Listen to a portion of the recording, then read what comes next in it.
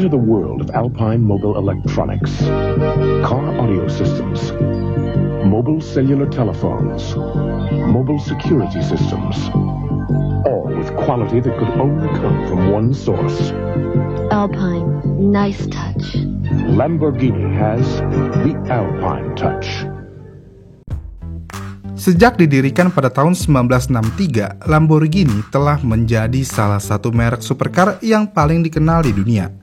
Dan sejak awal berdirinya Lamborghini langsung memiliki pesaing utama mereka, yaitu Ferrari. Dan persaingan ini semakin tahun semakin panas, karena mau bagaimanapun, dua pabrikan ini adalah pabrikan yang paling terkenal di Italia kala itu untuk memproduksi supercar. Pada kemunculan awal Lamborghini, Ferrari tentu aja masih memiliki penjualan yang lebih tinggi daripada Lamborghini.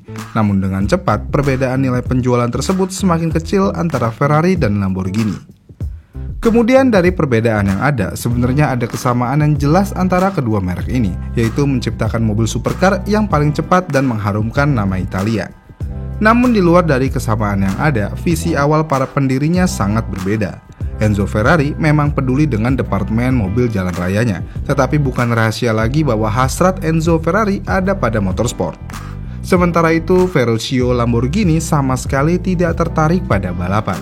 Dan hasil akhir dari sikap tersebut adalah bahwa silsilah motorsport Lamborghini tidak sebanding dengan warisan balap Ferrari yang sangat besar. Satu area di mana hal ini sangat jelas adalah di Le Mans. Jumlah Ferrari yang telah berlomba dan menang di Le Mans selama bertahun-tahun sangat banyak, tetapi jumlah entry Lamborghini sangat terbatas dan semuanya cukup mengecewakan. Ya, walaupun di musim 2024 ini Lamborghini berhasil finish, tapi dilihat dari sejarahnya, Lamborghini memiliki performance yang buruk dan bisa dibilang kurang beruntung di Le Mans. Maka dari itu, di video ini kita akan membahas kenapa Lamborghini tidak beruntung di Le Mans. Lamborghini pertama kali mendaftar 24 jam Le Mans pada tahun 1975 dengan mobil Islero dan pembalapnya Paul Rili. Awalnya Paul Rili sebenarnya akan mengikuti balapan Le Mans dengan 911, namun Lamborghini adalah mobil sehari-harinya dan dia sangat menyukai mobil tersebut. Dengan demikian dia mulai memodifikasi mobil sehari-harinya menjadikan mobil balap di kelas GTX, yang berarti mobil tersebut akan masuk dalam kelas yang cukup terbatas dalam hal modifikasi sehingga Lamborghini Islero harus beradaptasi dengan rem dan suspensi yang sedikit di-upgrade aja.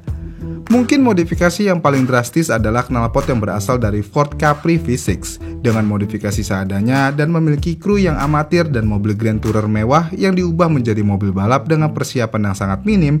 Ini adalah mimpi buruk. Mobil tersebut sangat tidak stabil saat pengereman. Kecepatan rata-rata selama satu putaran juga sangat buruk. Banyak waktu yang terbuang untuk menyesuaikan mobil agar dapat berjalan dengan baik dengan karburator Weber dan knalpot Ford. Dan ketika akhirnya berhasil, ketinggian kendaraan yang rendah membuat knalpot menggesek tanah. Dengan kondisi yang ada, waktu terbaik yang berhasil dicatatkan oleh mobil ini adalah 5 menit dan 28 detik yang menempatkan mobil tersebut paling belakang dalam tabel waktu.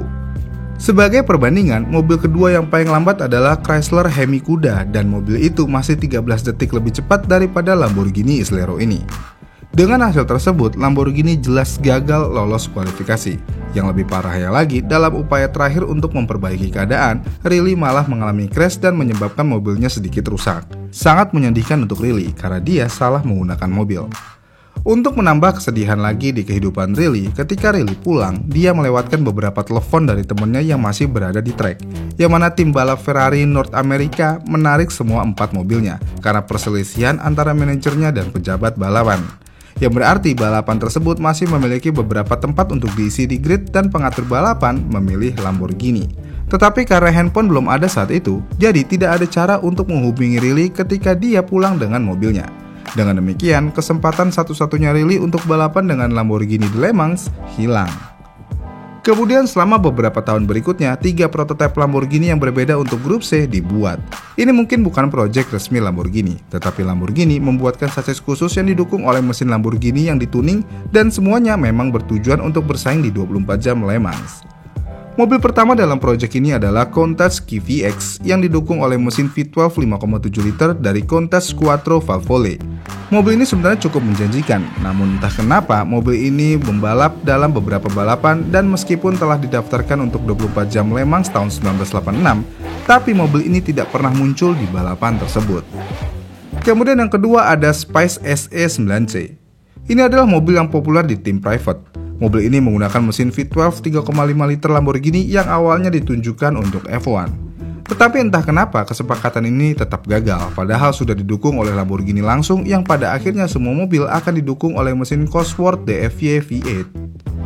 Dan terakhir ada Conrad KM011. Mobil ini menggunakan mesin Lamborghini seutuhnya dan mobil ini memiliki karir balap, tapi sayangnya mobil ini sangat bermasalah. Mobil ini sempat berlomba di kejuaraan dunia sport car tahun 91 dan tidak pernah berhasil mencapai finish yang memberikan poin. Dan mobil ini tentu aja juga didaftarkan untuk 24 jam Le Mans musim 92.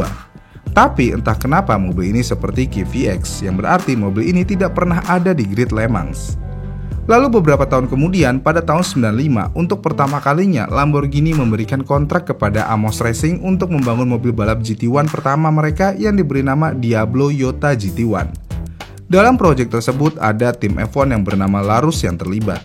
Proyek ini terlihat bagus di atas kertas dan beberapa sesi uji juga sudah dilakukan, yang pada akhirnya mobil ini sebenarnya mobil yang cukup kompetitif. Tetapi entah bagaimana tiba-tiba ada sengketa hukum antara Amos dan Lamborghini, yang pada akhirnya mobil tersebut tidak pernah balapan. Kemudian Lamborghini tidak menyerah sampai di situ aja. Lamborghini ingin mencoba keberuntungannya lagi pada tahun 96. Dan sekarang Lamborghini berusaha menghubungi Prancis Sydney Advanced Technology untuk mengembangkan dan membangun mobil GT1 yang baru. Dalam proyek tersebut, Lamborghini menyediakan tim tersebut mesin V12 6 liter yang dapat menghasilkan tenaga sampai 655 horsepower. Pada awalnya, mobil ini dimaksudkan untuk balapan di Eropa untuk melawan raksasa GT1 di Eropa seperti Jaguar XJ220 dan McLaren F1. Namun entah bagaimana mobil ini malah berakhir di Le Mans. Mobil ini memang berhasil start di Le Mans, tapi sayangnya mobil ini tidak kompetitif sama sekali. Dengan hasil yang ada, petinggi Lamborghini akhirnya tidak tertarik lagi untuk menghabiskan lebih banyak uang untuk proyek ini dan hanya menghasilkan 2 mobil GT1. Setelah Lamborghini menyerah, salah satu mobil tersebut langsung dijual kepada klub pemilik Lamborghini Jepang yang lebih dikenal sebagai J-Loc. Dan oleh pemilik mobil ini langsung diikut sertakan balapan JGTC selama beberapa musim. Dan hasilnya hanya sedikit kemenangan yang berhasil dibawa pulang. Namun J-Loc tidak pernah membawa mobil ini ke Le Mans. Tetapi pada tahun 2006 ada sebuah tim Jepang lagi membawa mobil balap mereka saat itu, yaitu Lamborghini Murcielago RGT ke Le Mans untuk upaya pertama mereka di balapan 24 jam tersebut. RGT dibangun dalam kolaborasi antara Audi yang telah membeli Lamborghini pada tahun 98. Dengan kombinasi ini dapat mengubah Murcielago menjadi mobil balap yang menjanjikan. Namun sayangnya sekali lagi, saat itu Aston Martin dan Corvette sedang berada di puncak permainan mereka, yang mana hal ini membuat Lamborghini tidak terlihat kompetitif sama sekali. Dan yang lebih parahnya lagi, mobil ini hanya bisa menghasilkan 283 putaran aja sebelum transmisinya rusak, yang berarti tahun tersebut adalah tahun yang cukup buruk. Namun bukan berarti mereka akan menyerah, karena mereka akhirnya kembali lagi di tahun berikutnya. Dan di musim ini, tim ini didukung tim Prancis yang berpengalaman yang bernama Dams. Apakah hasilnya akan baik? Tentu aja tidak, karena bencana langsung terjadi di sesi kualifikasi pertama saat mobil mengalami kecelakaan parah. Pembalap mobil ini yaitu Marco Apicella hampir membelah mobil menjadi 2 dan mengalami gegar otak parah. Dia dilarikan ke rumah sakit namun tidak ada hal yang selalu serius dan dinyatakan pulih oleh dokter.